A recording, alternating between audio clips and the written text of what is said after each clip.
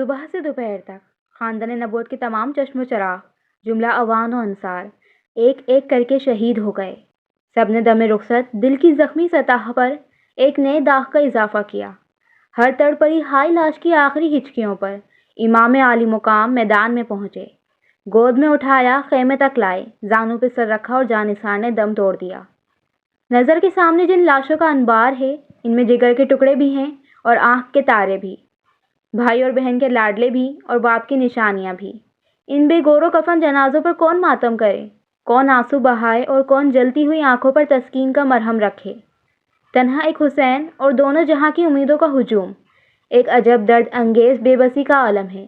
قدم قدم پر نئی قیامت کھڑی ہوئی ہے، نفس نفس میں علم و انداہ کے نئے نئے پہاڑ ٹوٹتے ہیں۔ دوسری طرف ہر میں نبوت کی خواتین ہیں، رسول اللہ کی بیٹیاں ہیں، سوگوار مائیں اور آشفتہ حال بہنیں ہیں۔ ان میں وہ بھی ہیں جن کی گودیں خالی ہو چکی ہیں، جن کے سینے سے اولاد کی جدائی کا زخم رس رہا ہے، جن کی گود سے شیر خوار بچہ بھی چھین لیا گیا ہے، اور جن کے بھائیوں، بھتیجوں اور بھانجوں کی بے گور و کفن لاشیں سامنے پڑی ہوئی ہیں۔ روتے روتے آنکھوں کا چشمہ سوکھ گیا ہے، تنے نیم جاں میں اب تڑپنے کی سکت باقی نہیں رہ گئی ہے۔ عورت ذات کے دل کا آبگینہ یوں ہی نازک ہوتا ہے، ذرا سی ٹھیس جو برداشت نہیں کر سکتا، آہ، اس پر آج پہاڑ ٹوٹ پڑے ہیں۔ سب کے سب جام شہادت نوش کر چکے، اب تنہا ایک ابن حیدر کی ذات باقی رہ گئی، جو لٹے ہوئے قافلے کی آخری امیدگاہ ہیں۔ آہ، اب وہ بھی رخت سفر باندھ رہے ہیں۔ خیمے میں کوہرام برپا ہے، کبھی بہن کو تسکین دیتے ہیں، کبھی شہربانوں کو تلقین فرما رہے ہیں، کبھی لختے جگر عابد بیمار کو گلے سے لگاتے ہیں، اور کبھی کمسن بہنوں اور لاڈلی شہزادیوں کو یاس بھری نگاہوں سے دیکھ رہے ہیں۔ امید و بیم کی کشمکش ہے، فرض کا تصادم ہے، خون کا رشتہ دامن کھینچتا ہے، ایمان مقتل کی طرف لے جانا چاہتا ہے۔ کبھی یہ خیال آتا ہے کہ ہمارے بعد اہل خیمہ کا کیا حال ہوگا، پردیس میں حرم کی یتیموں اور بیواؤں کے ساتھ دشمن کیا سلوک کریں گے۔ دوسری طرف شوق شہادت دامن گیر ہے، ملت کی تطہیر اور حمایت حق کا فرض نیزوں پر چڑھ کے آواز دے رہا ہے۔ بالآخر اہل بیت کے ناخدا، کعبے کے پاسبان، نانا جان کی شریعت کے محافظ حضرت امام بھی اب سر پر کفن باندھ کر رن میں جانے کے لیے تیار ہو گئے۔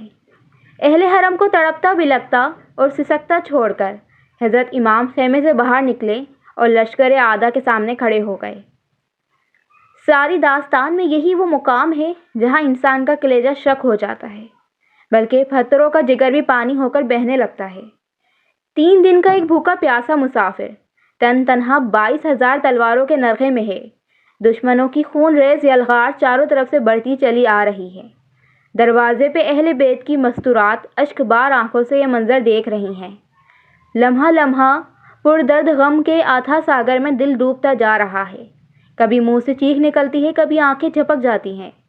ہائے رے تسلیم و رضا کی وادی بے آیاں، پھولوں کی پنکھڑی پہ قدم رکھنے والی شہزادیاں آج انگاروں پر لوٹ رہی ہیں، جن کے اشارہ آبرو سے ڈوبا ہوا سورج پلٹ آتا ہے۔ آج انہی کے ارمانوں کا سفینہ نظر کے سامنے ڈوب رہا ہے اور زبان نہیں کھلتی۔ دیکھنے والی آنکھیں اپنے امیر کیشور کو، اپنے مرکز امید کو، اپنے پیارے حسین کو حسرت بھری نگاہوں سے دیکھ رہی تھیں کہ ایک نشانے پر ہزاروں تیر چلے، تلواریں بے نیام ہوئیں، فضا میں نیزوں کی انی چمکی، اور دیکھتے ہی دیکھتے فاطمہ رضی اللہ تعالیٰ عنہ کا چاند گہن میں آ گیا۔ زخموں سے چور، خون میں شرابور، سیدہ کا راج دلارا جیسے ہی فرش پر گرا، کائنات کا سینہ دہل گیا، کعبے کی دیواریں ہل گئیں، چشم فلک نے خون برسایا، خورشید نے شرم سے منہ ڈھانپ لیا، اور گیتی کی ساری فضا ماتم و انداہ سے بھر گئی۔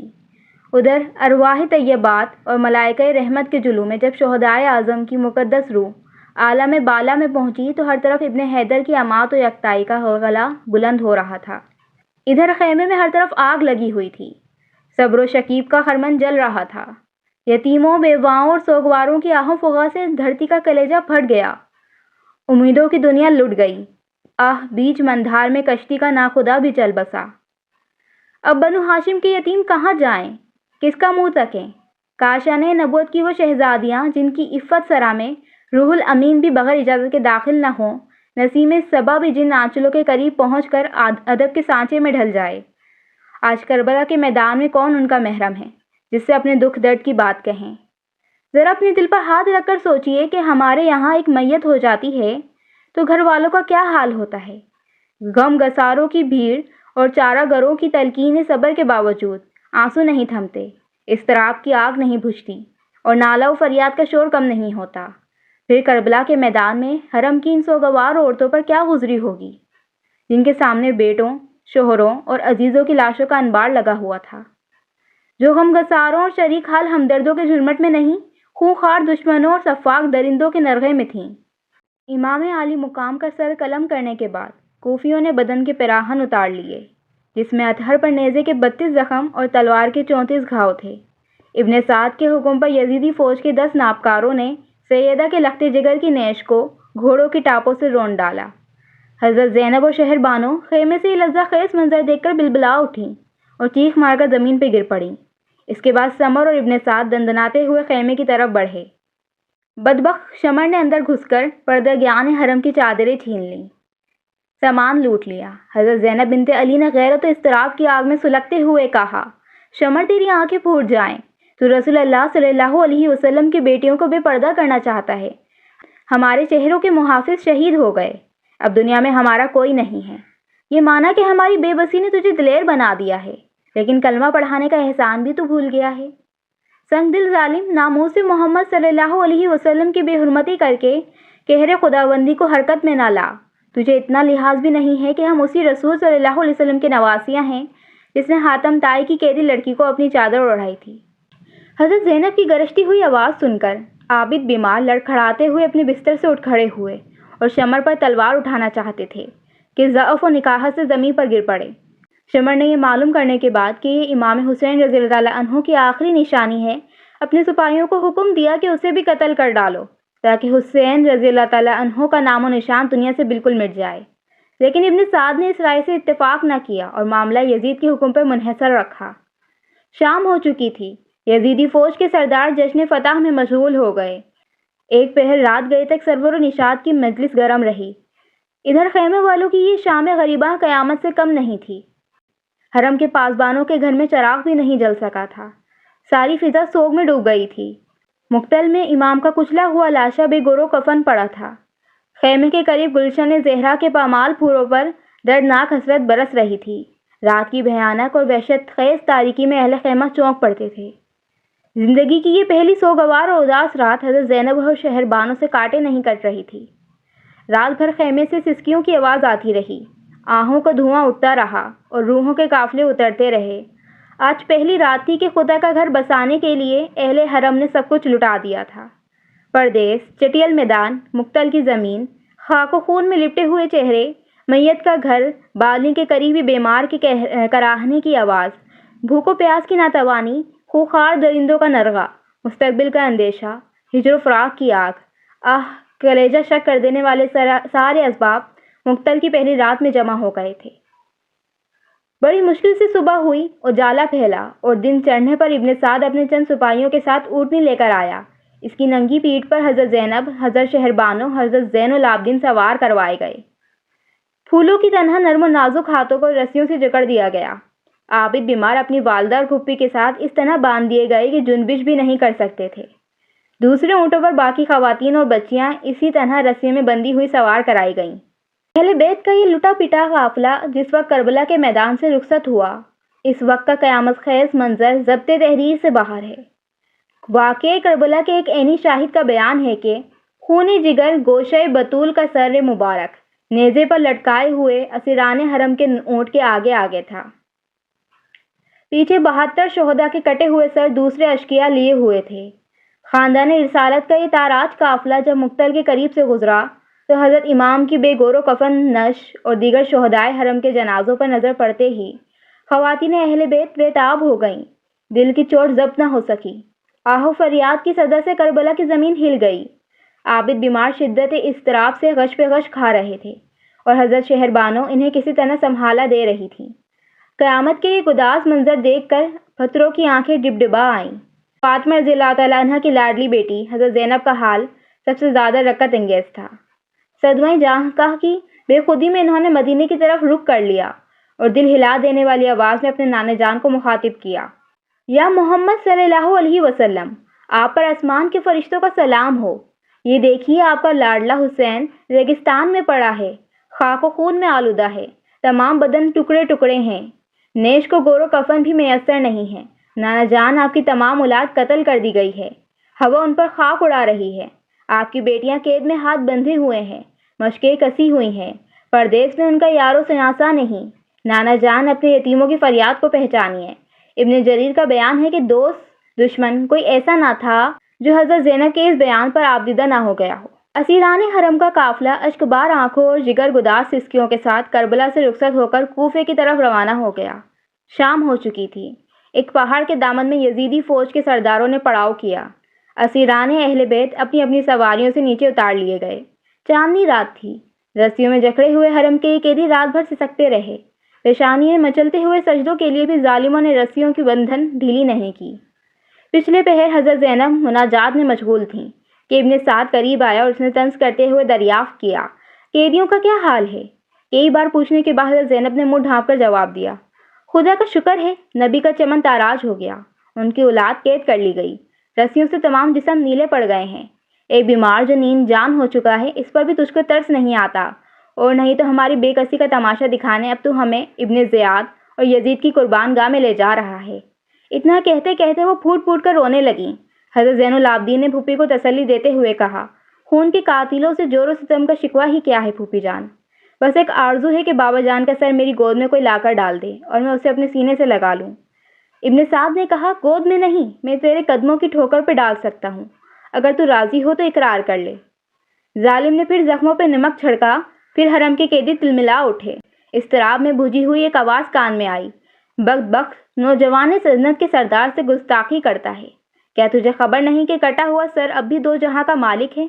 ذرا غور سے دیکھ، بوسا گاہ رسول پر انوار تجلیات کی کیسی بارش ہو رہی ہے، صرف جسم سے رابطہ ٹوٹ گیا ہے، عرش کا رابطہ اب بھی قائم ہے۔ اس آواز پر ہر طرف سناٹا چھا گیا۔ اسی عالم اندوہ میں اسیران اہل بیت کا یہ تاراج قافلہ کوفہ پہنچا۔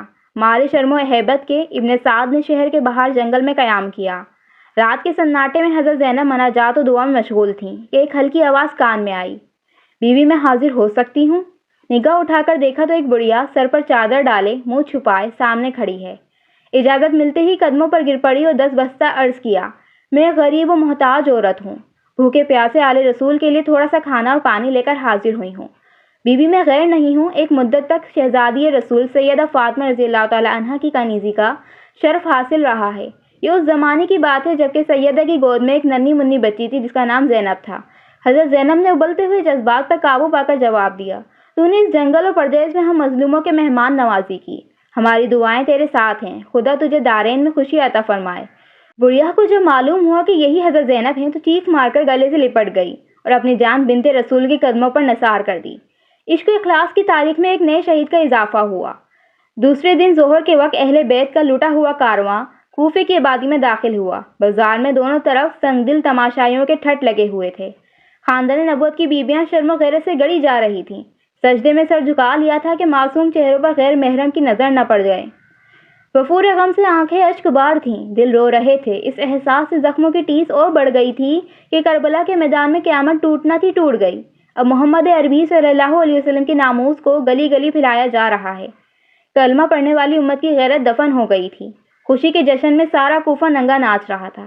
ابن زیاد کے بے غیرت سپاہی فتح کا نعرہ بلند کرتے ہوئے آگے آگے چل رہے تھے۔ جب اہل بیت کی سواری قلعے کے قریب پہنچی تو ابن زیاد کی بیٹی فاطمہ اپنے منہ پر نقاب ڈالے ہوئے نکلی اور خاموش دور کھڑی حسرت کی نظر سے یہ منظر دیکھتی رہی۔ ابن زیاد اور شمر کے حکم سے سیدانیاں اتاری گئیں۔ عابد بیمار اپنی والدہ اور پھوپھی کے ساتھ بندھے ہوئے تھے۔ ادھر بخار کی شدت سے ضعف و ناتوانی انتہا کو پہنچ گئی تھی۔ اونٹ سے اترتے وقت غش آ گیا اور بے حال ہو کر زمین پر گر پڑے۔ سر زخمی ہو گیا، خون کا فوارہ چھوٹنے لگا۔ یہ دیکھ کر حضرت زینب بےتاب ہو گئیں، دل بھر آیا۔ ڈب ڈبائی آنکھوں کے ساتھ کہنے لگیں، آل فاطمہ میں ایک عابد بیمار کا خون محفوظ رہ گیا تھا، چلو اچھا ہوا کوفے کی زمین پر قرض بھی ادا ہو گیا۔ ابن زیاد کا دربار نہایت رزق و احتشام سے آراستہ کیا گیا تھا۔ فتح کے نشے میں سرشار تخت پہ بیٹھا ہوا ابن زیاد اپنی فوج کے سرداروں کی زبانی کربلا کے واقعات سن رہا تھا۔ سامنے ایک تشت میں امام عالی مقام کا سر مبارک رکھا ہوا تھا۔ ابن زیاد کے ہاتھ میں ایک چھڑی تھی۔ وہ بار بار حضرت امام کے لبہائے مبارک کے ساتھ گستاخی کرتا تھا۔ اور کہتا جاتا تھا کہ اسی منہ سے خلافت کا دعوے دار تھا۔ دیکھ لیا قدرت کا فیصلہ، حق سر بلند ہوا، باطل کو ذلت نصیب ہوئی۔ صحابی رسول حضرت زید بن ارقم رضی اللہ تعالیٰ عنہ اس وقت دربار میں موجود تھے۔ ان سے گستاخی دیکھی نہ گئی، جوش عقیدت سے چیخ پڑے، ظالم یہ کیا کرتا ہے، چھڑی ہٹا لے، نسبت رسول کا احترام کر۔ میں نے بارہا سرکار صلی اللہ علیہ وسلم کو اس چہرے کا بوسہ لیتے ہوئے دیکھا ہے۔ ابن زیاد نے غصے سے پیچ و تاب کھاتے ہوئے کہا، تو اگر صحابی رسول نہ ہوتا تو میں تیرا سر قلم کروا دیتا۔ حضرت ابن ارقم نے حالت غیظ میں جواب دیا، اتنا ہی تجھے رسول اللہ سے نسبت کا خیال ہوتا تو ان کے جگر گوشوں کو کبھی قتل نہ کرواتا۔ تجھے ذرا بھی غیرت نہیں آئی کہ جس رسول کا تو کلمہ پڑھتا ہے انہی کی اولاد کو تہہ و تیغ کرایا ہے اور اب ان کی عفت ماں بیٹے کو قیدی بنا کر گلی گلی پھرا رہا ہے۔ ابن زیاد یہ زلزلہ خیز جواب سن کر تلملا گیا، لیکن مصلحتاً خون کا گھونٹ پی کر رہ گیا۔ اسیران حرم کے ساتھ ایک بوسیدہ چادر میں لپٹی ہوئی حضرت زینب ایک گوشے میں بیٹھی ہوئی تھیں۔ ان کی کنیزوں نے انہیں اپنے جھرمٹ میں لے لیا تھا۔ ابن زیاد کی نظر پڑی تو دریافت کیا کہ یہ کون عورت ہے۔ کئی بار پوچھنے پر ایک کنیز نے جواب دیا، زینب بنت علی رضی اللہ تعالیٰ عنہ۔ ابن زیاد نے حضرت زینب کو مخاطب کرتے ہوئے کہا، خدا نے تیرے سرکش سردار اور تیرے اہل بیت کے نافرمان باغیوں کی طرف سے میرا دل ٹھنڈا کر دیا۔ اس اذیت ناک جملے پہ حضرت زینب اپنے آپ کو سنبھال نہ سکی، بے اختیار رو پڑی اور فرمایا کہ واللہ تو نے میرے سردار کو قتل کر ڈالا، میرے خاندان کا نشان مٹایا، میری شاخیں کاٹ دی، میری جڑ اکھاڑ دی۔ اگر اسے تیرا دل ٹھنڈا ہو سکتا ہے تو ہو جائے۔ اس کے بعد ابن زیاد کی نظر عابد بیمار پر پڑی۔ وہ انہیں بھی قتل کرنا ہی چاہتا تھا کہ حضرت زینب بے قرار ہو کر چیخ اٹھی، میں تجھے خدا کا واسطہ دیتی ہوں، اگر تو اس بچے کو قتل کرنا ہی چاہتا ہے تو مجھے بھی اس کے ساتھ قتل کر ڈال۔ ابن زیاد پر دیر تک سکتے کا عالم طاری رہا۔ اس نے لوگوں سے مخاطب ہو کر کہا، خون کا رشتہ بھی کیسی عجیب چیز ہے، واللہ مجھے یقین ہے کہ یہ سچے دل سے لڑکے کے ساتھ قتل ہونا چاہتی ہے۔ اچھا اسے چھوڑو، یہ بھی اپنے خاندان کی عورتوں کے ساتھ جائے۔ ابن جریر و کامل۔ اس واقعے کے بعد ابن زیاد نے جامع مسجد میں شہر والوں کو جمع کیا اور خطبہ دیتے ہوئے کہا، اس خدا کی حمد و ستائش جس نے امیر المؤمنین یزید بن معاویہ کو غالب کیا اور کذاب ابن کذاب حسین بن علی کو ہلاک کر ڈالا۔ اس اجتماع میں مشہور محب اہل بیت حضرت ابن عفیف بھی موجود تھے۔ ان سے خطبے کے الفاظ سن کر رہا نہ گیا، فرتے غضب میں کانپتے ہوئے کھڑے ہو گئے اور ابن زیاد کو للکارتے ہوئے کہا، خدا کی قسم تو ہی کذاب ابن کذاب ہے، حسین سچا، اس کا باپ سچا، اس کے نانا سچے۔ ابن زیاد اس جواب سے تلملا اٹھا اور جلاد کو حکم دیا کہ شاہراہ عام پر لے جا کر اس بڈھے کا سر قلم کر دو۔ کوثر کے ساحل پر جانثاروں کی تعداد میں ایک عدد کا اور اضافہ ہوا۔ دوسرے دن ابن زیاد نے اہل بیت کا تاراج کارواں ابن سعد کی سرکردگی میں دمشق کی طرف روانہ کیا۔ حضرت امام کا سر مبارک نیزے پہ آگے آگے چل رہا تھا، پیچھے اہل بیت کے اونٹ تھے۔ ایسا محسوس ہوتا تھا کہ امام عالی مقام ابھی اپنے حرم کے قافلے کی نگرانی فرما رہے ہیں۔ آسنائی سفر میں سر مبارک سے عجیب عجیب خوارق و کرامات کا ظہور ہوا۔ رات کے سناٹے میں ماتم و فغاں کی رقت انگیز فضادائیں فضا میں گونجتی تھیں۔ کبھی سر مبارک کے ارد گرد نور کی کرن پھوٹتی محسوس ہوتی، جس آبادی سے ایک قافلہ گزرتا تھا ایک کوہرام بپا ہو جاتا تھا۔ دمشق کا شہر نظر آتے ہی یزیدی فوج کے سردار خوشی سے ناچنے لگے۔ فتح کی خوشخبری سنانے کے لیے ہر قاتل اپنی جگہ بے قرار تھا۔ سب سے پہلے زہر بن قیس نے یزید کو فتح کی خبر سنائی۔ حسین ابن علی اپنے 18 اہل بیت اور 60 عوان و انصار کے ساتھ ہم تک پہنچے۔ ہم نے چند گھنٹے میں ان کا قلعہ کما کر دیا۔ اس وقت کربلا کے ریگستان میں ان کے لاشیں برہنہ پڑے ہوئے ہیں، ان کے کپڑے خون میں تتر بتر ہیں، ان کے رخسار گرد و غبار سے میلے ہو رہے ہیں، ان کے جسم دھوپ کی تمازت اور ہوا کی شدت سے خشک ہو گئے ہیں۔ پہلے تو فتح کی خوشخبری سن کر یزید جھوم اٹھا، لیکن اس زلزلہ خیز اور ہلاکت آفریں اقدام کا ہولناک انجام جب نظر کے سامنے آیا تو کانپ گیا۔ بار بار چھاتی پیٹتا کہ ہائے، اس واقعے نے ہمیشہ کے لیے مجھے ننگے اسلام بنا دیا۔ مسلمانوں کے دلوں میں میرے لیے نفرت و دشمنی کی آگ ہمیشہ سلگتی رہے گی۔ قاتل کی پیشمانی مقتول کی اہمیت تو بڑھا سکتی ہے، پر قتل کا الزام نہیں اٹھا سکتی۔ اس مقام پر بہت سے لوگوں نے دھوکہ کھایا ہے، انہیں نفسیاتی طور پر صورتحال کا مطالعہ کرنا چاہیے۔ اس کے بعد یزید نے شام کے سرداروں کو اپنی مجلس میں بلایا، اہل بیت کو بھی جمع کیا اور امام زین العابدین سے خطاب کرتے ہوئے کہا، اے علی، تمہارے ہی باپ نے میرے رشتہ کاٹا، میری حکومت چھیننا چاہی، اس پر خدا نے جو کچھ کیا وہ تم دیکھ رہے ہو۔ اس کے جواب میں امام زین العابدین نے قرآن کی ایک آیت پڑھی جس کا مفہوم یہ ہے، تمہاری کوئی مصیبت ایسی نہیں جو پہلے سے نہ لکھی ہو۔ دیر تک خاموشی رہی، پھر یزید نے شامی سرداروں کی طرف متوجہ ہو کر کہا، اہل بیت کی نصیروں کے بارے میں تمہارا کیا مشورہ ہے؟ بعضوں نے نہایت سخت کلامی کے ساتھ بدسلوکی کا مشورہ دیا، مگر نعمان بن بشیر نے کہا ان کے ساتھ وہی سلوک کرنا چاہیے جو رسول اللہ صلی اللہ علیہ وسلم انہیں اس حال میں دیکھ کر کرتے۔ یزید نے حکم دیا کہ اسیروں کی رسیاں کھول دی جائیں اور سیدانیوں کو شاہی محل میں پہنچا دیا جائے۔ یہ سن کر حضرت زینب رو پڑیں اور انہوں نے گلوگیر آواز میں کہا، تو اپنی حکومت میں رسول زادیوں کو گلی گلی پھرا چکا، اب ہماری بے بسی کا تماشا اپنی عورتوں کو نہ دکھا۔ ہم خاک نشینوں کو کوئی ٹوٹی پھوٹی جگہ دے دے جہاں سر چھپا لیں۔ بالآخر یزید نے ان کے قیام کے لیے علیحدہ مکان کا انتظام کیا۔ امام کا سر مبارک یزید کے سامنے رکھا ہوا تھا اور بدبخت اپنے ہاتھ کی چھڑی کے ساتھ پیشانی مبارک کی گستاخی کر رہا تھا۔ صحابی رسول حضرت اسلمہ نے ڈانٹتے ہوئے کہا، ظالم، یہ بوسہ گاہ رسول صلی اللہ علیہ وسلم ہے، اس کا احترام کر۔ یزید یہ سن کر تلملا گیا۔ صحابی رسول صلی اللہ علیہ وسلم کے خلاف کچھ کرنے کی ہمت نہ ہو سکی۔ حضرت زینب کی خواہش پر سر مبارک ان کے حوالے کر دیا گیا۔ وہ سامنے رکھ کر روتی رہتی تھیں، تبھی حضرت شہربانو اور ام رباب سینے سے لگائے بیتے دنوں کی یاد میں کھو جاتی۔ ایک رات کا ذکر ہے، نصف شب گزر چکی تھی، سارے دمشق پر نیند کا سناٹا چھایا ہوا تھا۔ اہل بیت کے مصائب پرستاروں کی آنکھیں بھی بھر آئی تھیں۔ اچانک سادات کی قیام گاہ سے کسی عورت کا نالہ بلند ہوا، محل کی دیواریں ہل گئیں، دل کی آگ سے فضا میں چنگاریاں اڑنے لگیں۔ یزید دہشت سے کانپنے لگا، جا کر دیکھا تو حضرت زینب بھائی کا سر گود میں لیے ہوئے ہیں، بلبلا رہی ہیں۔ درد و کرب کی یہ قیامت جاگ اٹھی ہے۔ اس درد انگیز نالے سے اس کے دل میں جو دہشت سمائی تو عمر کی آخری سانس تک نہ نکل سکی۔ اسے اندیشہ ہو گیا کہ کلیجہ توڑ دینے والی یہ فریاد اگر دمشق کی دیواروں سے ٹکرا گئی تو شاہی محل کی اینٹ سے اینٹ بچ جائے گی، کیونکہ دمشق کی جامع مسجد میں حضرت زین العابدین نے اہل بیت کے فضائل و مناقب اور یزید کے مظالم پر مشتمل جو تاریخی خطبہ دیا تھا، اس نے لوگوں کے دل دہلا دیے تھے اور ماحول میں اس کی اثر انگیزی اب تک باقی تھی۔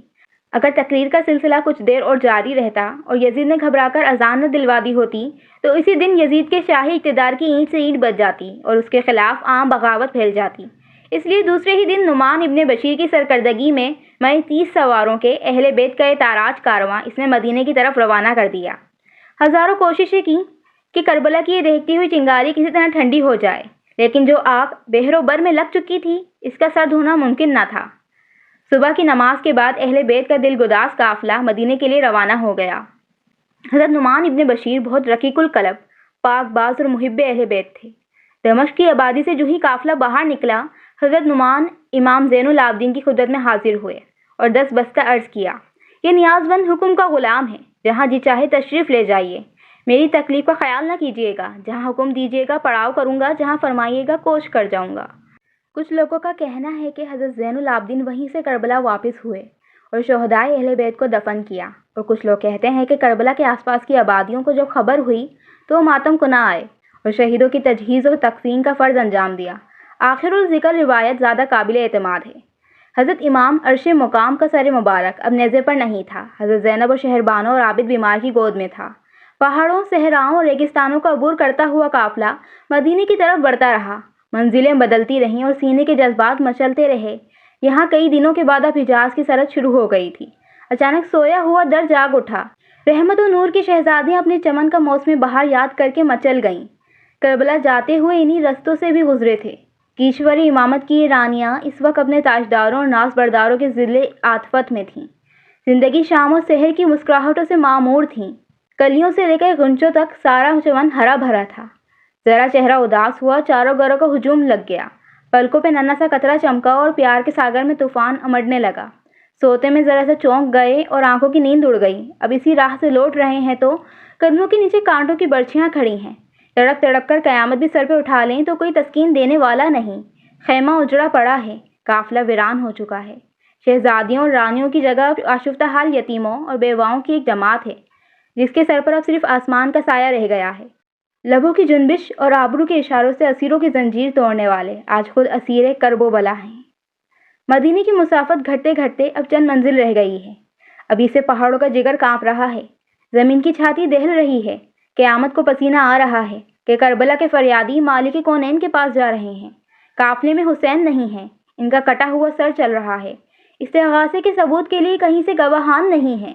بغیر دھڑکا حسین جب اپنے نانا جان کی تربت پہ حاضر کیا جائے گا تو خاکدانگیتی کا انجام دیکھنے کے لیے کس کے ہوش سلامت رہ جائیں گے۔ پردیس میں کربلا کے مسافروں کی آج آخری رات تھی، نہایت بے قراری میں کٹی۔ انگاروں پر کروٹ بدلتے رہے، صبح سویرے ہی کوچ کے لیے تیار ہو گئے۔ نعمان بن بشیر آگے چل رہے تھے، ان کے پیچھے اہل بیت کی سواریاں تھیں۔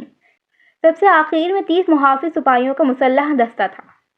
دوپہر کے بعد مدینے کی سرحد شروع ہو گئی اور فریادیوں کا حال بدلنے لگا۔ سینے کی آگ تیز ہونے لگی۔ جیسے جیسے مدینہ قریب آتا جا رہا تھا، جذبات کے سمندر میں طوفان کا تلاطم بڑھتا جا رہا تھا۔ کچھ دیر چلنے کے بعد اب پہاڑیاں نظر آنے لگیں۔ کھجوروں کی قطار اور سبزہ زاروں کا سلسلہ شروع ہو گیا۔ جو ہی مدینے کی آبادی چمکی، صبر و شکیب کا پیمانہ چھلک اٹھا۔ کلیجہ توڑ کر آہوں کا دھواں نکلا اور ساری فضا پہ چھا گیا۔ ارمانوں کا گہوارہ دیکھ کر دل کی چوٹ ابھر آئی۔ حضرت زینب، حضرت شہربانو، حضرت عابد ابلتے ہوئے جذبات کی تاب نہ لا سکے۔ اہل حرم کے دردناک نالوں سے زمین کانپنے لگی۔ پتھروں کا کلیجہ پھٹ گیا۔ ایک سانڈنی سوار نے بجلی کی طرح سارے مدینے میں خبر دوڑا دی کہ کربلا سے نبی زادوں کا لوٹا ہوا قافلہ آ رہا ہے۔ شہزادہ رسول کا کٹا ہوا سر بھی ان کے ساتھ ہے۔ یہ خبر سنتے ہی ہر طرف کوہرام مچ گیا۔ قیامت سے پہلے قیامت آ گئی۔ وفور غم اور جذبے بے خودی میں اہل مدینہ باہر نکل آئے۔ جیسے ہی آمنا سامنا ہوا اور نگاہیں چار ہوئیں، دونوں طرف شورش غم کی قیامت ٹوٹ پڑی۔ آہو فغا کے شور سے مدینے کا آسمان دہل گیا۔ حضرت امام کا کٹا ہوا سر دیکھ کر لوگ بے قابو ہو گئے۔ دھاڑے مار مار کر رونے لگے۔ ہر گھر میں صف ماتم بچھ گئی۔ حضرت زینب فریاد کرتی ہوئی مدینے میں داخل ہوئیں۔ نانا جان اٹھی، اب قیامت کا کوئی دن نہیں آئے گا۔ آپ کا سارا کنبہ لٹ گیا۔ آپ کے لاڈلے شہید ہو گئے۔ آپ کے بعد آپ کی امت نے ہمارے سہاگ چھین لیا ہے۔ بے آب و دانا آپ کے بچوں کو تڑپا تڑپا کر مارا۔ آپ کا لاڈلا حسین آپ کے نام کی دہائی دیتا ہوا دنیا سے چل بسا۔ کربلا کے میدان میں ہمارے جگر کے ٹکڑے ہماری نگاہوں کے سامنے ذبح کیے گئے۔ آپ کے پیار کا سینچا ہوا چمن تاراج ہو گیا نانا جان۔ نانا جان، یہ حسین کا کٹا ہوا سر لیجیے، آپ کے انتظار میں اس کی آنکھیں اب تک کھلی ہوئی ہیں۔ ذرا اپنے مرکز سے نکل کر اپنی آشفتہ نصیب بیٹیوں کا دردناک حال دیکھیے۔ حضرت زینب کی اس پکار کے سننے والوں کے کلیجے پھٹ گئے۔ ام المؤمنین حضرت ام سلمہ، حضرت عبداللہ بن عباس، حضرت ابن عمر، حضرت عبداللہ جعفر طیار اور حضرت عبداللہ ابن زبیر کی رکت انگیز کیفیت تاب ضبط سے باہر تھی۔ حضرت عقیل کے گھر کے بچے ہی مرثیہ پڑھ رہے تھے۔ قیامت کے دن وہ امت کیا جواب دے گی جب اس کا رسول پوچھے گا کہ تم نے ہمارے بعد ہماری اولاد کے ساتھ یہی سلوک کیا کہ ان میں بعض خاک و خون میں لپٹے ہوئے ہیں، تلواروں، تیروں اور نیزوں سے ان کے جسم گھائل ہیں، ان کی لاشیں بے آب و گیا وادی میں پڑی ہوئی ہیں، ان میں سے بعض قیدی ہیں، رسیوں کے بندھن سے ہاتھ نیلے پڑ گئے ہیں۔ حضرت سغرا پچھاڑے کھا کھا کر گر رہی تھیں، بار بار اپنی والدہ اور پھوپھی سے لپٹ لپٹ کر پوچھتی تھیں، ہمارے بابا جان کہاں ہیں؟ ہمارے ننھے علی اصغر کو کہاں چھوڑ آئے؟ بابا جان وعدہ کر گئے تھے کہ جلد ہی وہ واپس لوٹیں گے، جس طرح ہو انہیں منا کے لائیے۔ اپنے امام کا کٹا ہوا سر لیے اہل بیت کا یہ تاراج کارواں جس دم روزے رسول پر حاضر ہوا، ہوائیں رک گئیں، گردش وقت ٹھہر گئی، بہتے ہوئے دھارے تھم گئے، آسمانوں میں ہلچل مچ گئی، پوری کائنات دم بخود تھی کہ کہیں آج ہی قیامت نہ آ جائے۔ اس وقت کا دلگداز اور روح فرسا منظر ضبط تحریر سے باہر ہے۔ قلم کو یارہ نہیں کہ درد و الم کی وہ تصویر کھینچ سکے جس کی یاد اہل مدینہ کو صدیوں تڑپاتی رہی۔ اہل حرم کے سوا کسی کو نہیں معلوم کہ حجرہ عائشہ میں کیا ہوا۔ کربلا کے فریادی اپنے نانا جان کی تربت سے کس طرح واپس لوٹے۔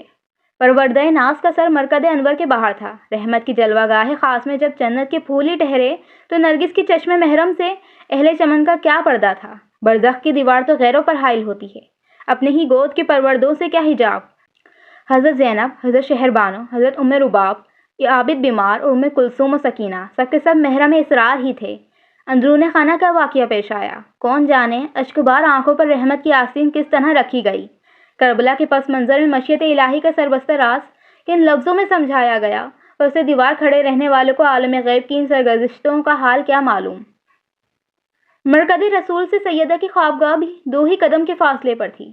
کون جانتا ہے لاڈلے کو سینے سے لگانے اور اپنے یتیموں کے آنسو آنچل میں جبس کرنے کے لیے ممتا کے اضطراب میں بھی وہ کسی مخفی گزرگاہ سے اپنے بابا جان کی حریم پاک تک آ گئی ہوں۔ تاریخ صرف اتنا بتاتی ہے کہ حضرت زینب نے بلک بلک کر کربلا کی داستان زلزلہ خیز سنائی۔ شہر بانو نے کہا، خاندان رسالت کی بیوہ اپنا سہاگ لوٹا کر در دولت پر حاضر ہے۔ عابد بیمار نے عرض کیا، یتیمی کا داغ لیے حسین کی آخری نشانی ایک بیمار نیم جان شفقت و کرم اور صبر و ضبط کی بھیک مانگتا ہے۔ آہ فغا کا ابلتا پورا ساگر تھم جانے کے بعد شہزادہ کونین حضرت امام علی مقام کا سر مبارک مادر مشکہ حضرت سیدہ کے پہلو میں سپرد خاک کر دیا گیا۔ دریا کا بچھڑا ہوا قطرہ پھر دریا میں جا ملا، پھر اٹھتی ہوئی موجوں نے اسے آغوش میں لے لیا۔